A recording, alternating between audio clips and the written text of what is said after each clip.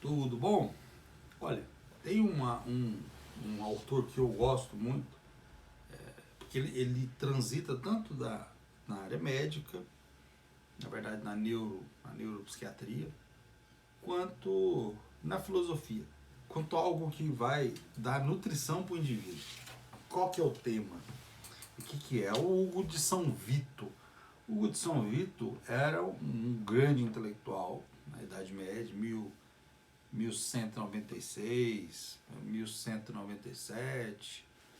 E ele tinha alguns livros muito bons que ele dizia o seguinte: a beleza, a estética, ela nos remete a algo simbólico, superior. Como assim?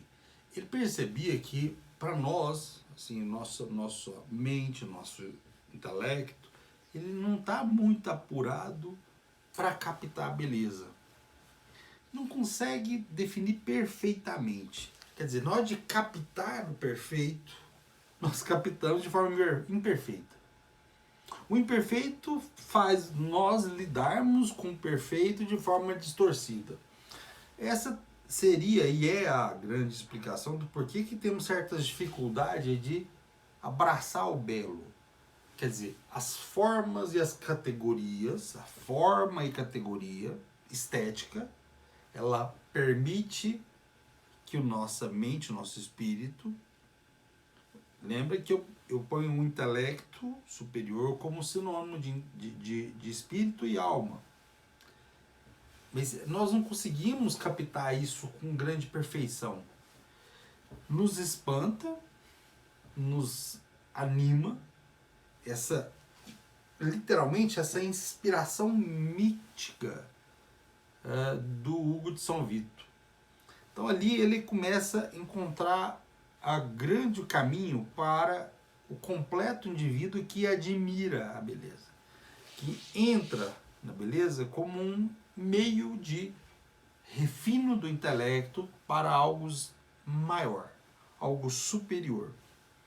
E o que esse superior nos permite? Nos permite ter sentimentos e juízo da realidade mais reais. Às vezes a maioria decodifica a realidade, analisa a realidade de forma muito pequena, muito menor ainda do que nós já somos capazes. Nós já somos capazes de forma muito limitada de entender a perfeição. É algo que nos foge. É a água sólida, o gelo que vira vapor. É difícil você pegar ele, mas você percebe que há uma água, um vapor, um oxigênio, algo que nos põe uma definição, segundo o Hugo de São Vito, de uma inspiração da beleza.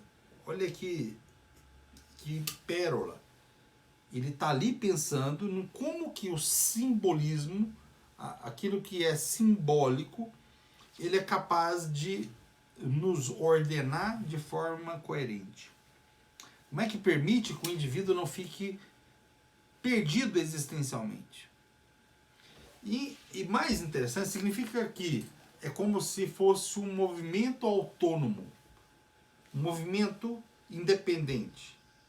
Quando nós não aproximamos da beleza, do perfeito, do simbólico, nós andamos de forma inferior. Só para você compreender, o Hugo de São Vito tinha uma descrição de uma doença dentro da medicina, que ele chamava mal de São Vito ou síndrome de Sildman, que acontece em crianças que têm uma infecção de garganta, e aí ele começa a ter movimentos involuntários. Capta isso aí. O que é movimento involuntário? Algo que toma autonomia do organismo e que permite que a doença tome forma, categoria maior, capaz de destruir o próprio indivíduo. Essa é uma definição da desdoença. Ela é algo maior. Mas é algo maior que não segue um ordenamento. Então, quando lá São Vito põe que criança começava com movimentos anormais, ou nós chamamos de desenvolvimento de uma hipertonia muscular, significa que ele percebeu que havia uma doença que era capaz de tirar o indivíduo da ordem natural. Estão entendendo? Eu tenho certeza, vocês estão entendendo. Essa beleza, ela, de forma sutil, permite que nós captemos aquilo que é superior, elevado, simétrico, belo, que segue uma ordem do andar. Quer dizer, todas as partes do organismo do indivíduo, seja a forma material ou imaterial, ela tem um ordenamento. E aí, quando ele descreve esse quadro de crianças que têm movimentos anormais, ele está compreendendo a cabecinha dele. Olha o refino do São Vito está fazendo lá no século XII, século XI. Ele entende, pelo intelecto do indivíduo, que quando esse intelecto também não trabalha com a perfeição, embora temos roupantes de compreensão de que há algo maior, algo perfeito. Mas se você não estimular essa capacidade, ou teoria da inspiração mítica do Hugo de São Vito, você vai perdendo essa noção. E aí você perdendo, você não tem uma ligação coerente com a realidade.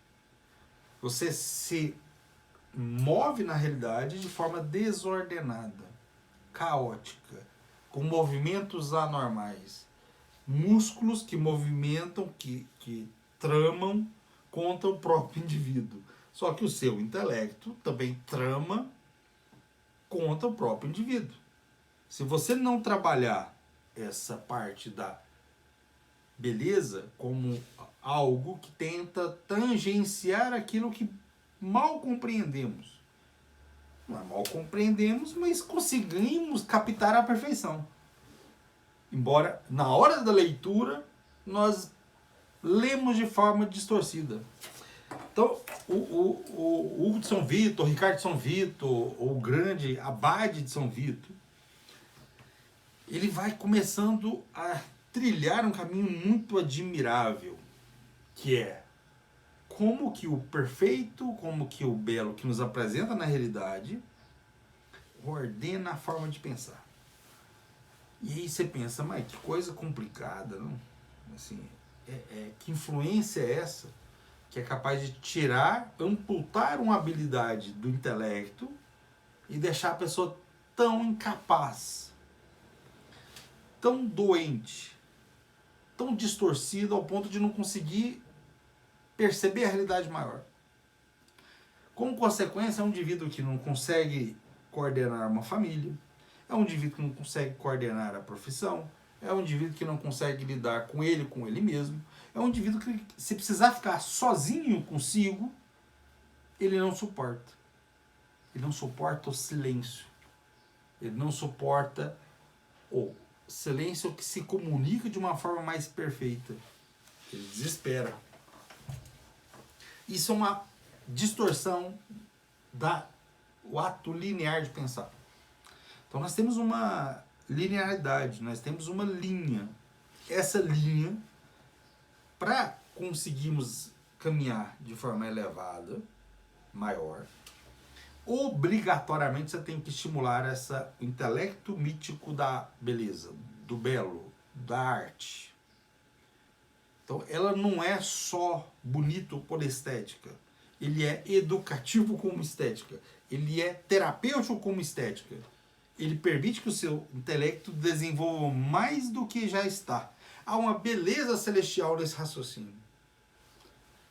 Se você consegue tangenciar esse ponto, os seus sentimentos, que são às vezes confusos, seu sentimento que às vezes você tem uma noção, e isso eu ouço muito isso no consultório. Eu falo, doutor, eu tenho um sentimento que não é meu, mas me causa muita angústia.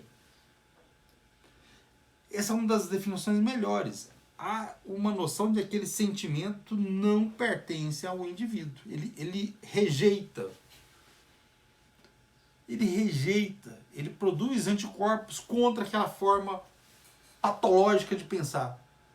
E como é que ela se organiza? Primeiro, ela não consegue mais se nutrir do belo, do elevado, do perfeito. Então, se você necrosou isso aqui, morreu, você tem um indivíduo com uma capacidade intelectiva menor.